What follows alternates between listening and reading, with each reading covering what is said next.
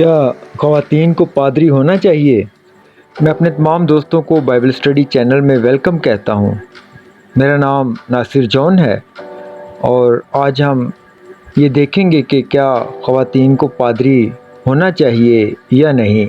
पहला तिमोथियस 2:12 आयत में पौलुस रसूल लिखते हैं, और मैं इजाज़त नहीं देता कि औरत सिखाए या मर्द पर हुक्म चलाए, बल्कि चुपचाप रहे। सबसे पहले हमें इस बारे में वाज़ेह होना होगा कि इसका क्या मतलब है। इसका ये मतलब नहीं है कि ख़वातीन खुदा की खिदमत नहीं कर सकती। फिलिपियों के नाम लिखे गए ख़त में पौलुस रसूल लिखते हैं कि आए फिलिपियों 4:3 आयत देखते हैं, और ऐ सच्चे हम खिदमत तुझसे भी दरख्वास्त करता हूँ कि तू उन औरतों की मदद कर, क्योंकि उन्होंने मेरे साथ खुशखबरी फैलाने में क्लेमेंस और मेरे उन बाकी हम खिदमतों समेत जानफशानी की जिनके नाम किताब हयात में दर्ज हैं। इसका मतलब ये नहीं है कि औरत कभी भी किसी मर्द को रूहानी मामलात के बारे में नहीं सिखा सकती। अमाल 8:24 और 25 आयत में हम पढ़ते हैं, आए देखते हैं। फिर अप्लूस नाम एक यहूदी सिकंदरिया की पैदाइश खुश तकरीर और किताब मुकद्दस का माहिर अफस में पहुंचा। उस शख्स ने खुदावंद की राह की तालीम पाई थी और रूहानी जोश से कलाम करता और यीशु की बाबत सही सही तालीम देता था, मगर सिर्फ यूहन्ना के बपतिस्मा से वाकिफ़ था।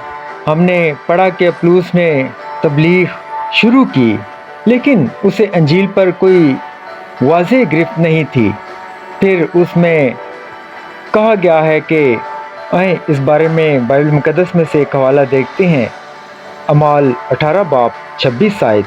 वो इबादत खाना में दिलेरी से बोलने लगा, मगर परस्काला और अक्वाला उसकी बातें सुनकर उसे अपने घर ले गए और उसको खुदा की राह और ज़्यादा सही से बताई। दिलचस्प बात यह है कि परस्काला का जिक्र यहाँ उनके शोहर अक्वाला से पहले किया गया है, और हो सकता है कि उन्होंने अप्लूस को पढ़ाने में ज़्यादा अहम किरदार अदा किया हो। इसका मतलब ये नहीं है कि एक औरत चर्च में कभी बात नहीं कर सकती। आए एक हवाला देखते हैं, पहला कुरिन्थियों 11:5 आयत। और जो औरत बेसर डांके हुए दुआ या नबूवत करती है, वो अपने सर को बेहुरमत करती है, क्योंकि वो सरमंडी के बराबर है। पौलुस इन ख़वातीन के बारे में लिख रहा है जो चर्च में दुआ करवाती और पेशनगोई करती हैं। चुनांचा पौलुस ने जो कुछ लिखा और किया, इससे ये वाज़ेह होता है कि वो कलीसिया और वज़ारत में ख़वातीन के ताउन को अहमियत देते हैं। अब हम ये देखते हैं कि पहला तिमोथियस 2:12 आयत का क्या मतलब है।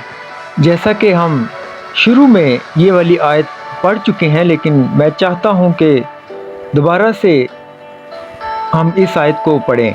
और मैं इजाज़त नहीं देता कि औरत सिखाए या मर्द पर हुक्म चलाए, बल्कि चुपचाप रहे।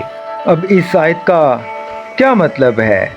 इसका मतलब ये है कि पौलुस हमें यहाँ सिखाते हैं कि जैसा कि वो तिमोथियस 3 बाब में सिखाते हैं कि रूहानी अख्तियार और कलाम खुदा की तबलीग की बुनियादी ज़िम्मेदारी मर्दों पर आयद होनी चाहिए। लिहाजा ख़वातीन को पादरी और बुज़ुर्ग नहीं होना चाहिए। आजकल बहुत से चर्चिस पौलुस की इस तालीम को नज़रअंदाज करते हैं। इसका इस्तेदलाल ये है कि ये पौलुस की सकाफ़त से एक सबक था, खुदा के हर वक़्त के मंसूबे से नहीं। تاہم اس آیت سے یہ واضح ہو جاتا ہے کہ یہ استدلال غلط ہے۔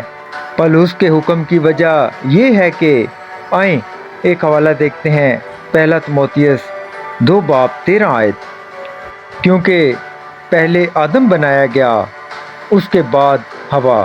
تو بنیادی طور پر وہ کہتے ہیں کہ مردوں اور عورتوں میں فرق ہے جو ہم تخلیق سے دیکھ سکتے ہیں۔ خدا نے انسان کو پیدا کیا اور اسے باغ عدن کی ذمہ داری دی، پھر خدا نے عورت کو اس ذمہ داری کو نبھانے میں مدد کے لیے پیدا کیا۔ خواتین کو مردوں سے محبت کرنے والی قیادت کے لیے بلایا جاتا ہے۔ مرد خواتین کے ساتھ اپنے تعلقات میں پہل اور ذمہ داری لیتے ہیں، خاص طور پر اپنی بیویوں کے ساتھ۔ مرد خواتین کو پہل کا جواب دینے اور مردوں کے کام میں مدد کرنے کے لیے بلایا جاتا ہے۔ عام نمونہ، ہم سب جانتے ہیں کہ خواتین پہل کر سکتی ہیں اور قیادت کر سکتی ہیں، اور بہت سے معاملات میں انہیں اس کی ضرورت ہوتی ہے۔ لیکن عام نمونہ جس میں مرد اور عورتیں اپنے خدا کی دی ہوئی مردانگی اور انسانیت کا مظاہرہ کرتے ہیں، مرد کے لیے شروع کرنا اور خواتین کے لیے جواب دینا۔ آئیں ایک حوالہ دیکھتے ہیں، افسیوں 5:22 آیت۔ اے بیویوں، اپنے شوہروں کی ایسی تابع رہو جیسے خدا کی۔ یہ ایک مدھم اور غیر دلچسپ زندگی سے بہت دور ہے۔ امثال 31 میں ہم پڑھ سکتے ہیں کہ وہاں ہمیں ایک بہت ہی مکمل اور فعال زندگی والی عورت کا بیان اس طرح ملتا ہے جو اپنے شوہر کی بڑی عزت کرتی ہے۔ خدا نے اس دنیا کو کیسے پیدا کیا؟ چنانچہ پالوس کا یہ حکم کہ کلیسیا میں خواتین پادری اور بزرگ نہیں ہونی چاہیے، بے ترتیب یا ثقافتی طور پر نہیں لگتا، بلکہ اس کی جڑیں اس بات پر ہیں کہ خدا نے اس دنیا کو کس طرح تخلیق کیا۔ پالوس یہاں تک سکھاتے ہیں کہ شادی کا رشتہ مسیح اور کلیسیا کی تصویر ہے۔ شوہر قیادت کرتا ہے اور اپنے خاندان کی ذمہ داری لیتا ہے، اتنا کہ وہ اس کے لیے مرنے کو بھی تیار ہوتا ہے۔ بیوی پیار سے اپنے شوہر کے تابع ہو جاتی ہے۔ ایسے ہی ہونا چاہیے، کیونکہ شادی مسیح یعنی دلہا کی تصویر ہونی چاہیے، جس نے اپنے چرچ یا کلیسیا یعنی اپنی دلہن کے لیے خود کو دے دیا تھا، مسیح بطور سربراہ۔ اس کے بعد خاندان میں مردانہ رشتہ خدا کے خاندان یعنی کلیسیا میں بھی ظاہر ہوتا ہے۔ یہ مرد کو حقیقی مرد اور خواتین کو حقیقی خواتین بننے کی اجازت دیتا ہے۔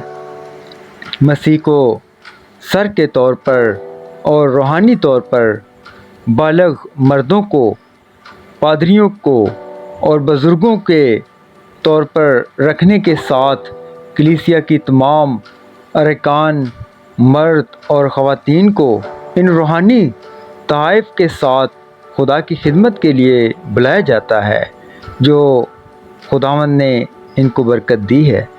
اس کے بعد خاندان میں یہ مردانہ رشتہ خدا کے خاندان یعنی کلیسیا میں بھی ظاہر ہوتا ہے۔ یہ مردوں کو حقیقی مرد اور خواتین کو حقیقی خواتین بننے کی اجازت دیتا ہے۔ مسیح کو سر کے طور پر اور روحانی طور پر بالغ مردوں کو پادری اور بزرگوں کے طور پر رکھنے کے ساتھ کلیسیا کے تمام ارکان مرد اور خواتین کو ان روحانی طائف کے ساتھ خدا کی خدمت کے لیے بلایا جاتا ہے، جو برکات خداوند نے ان کو دی ہیں۔ Thank you all.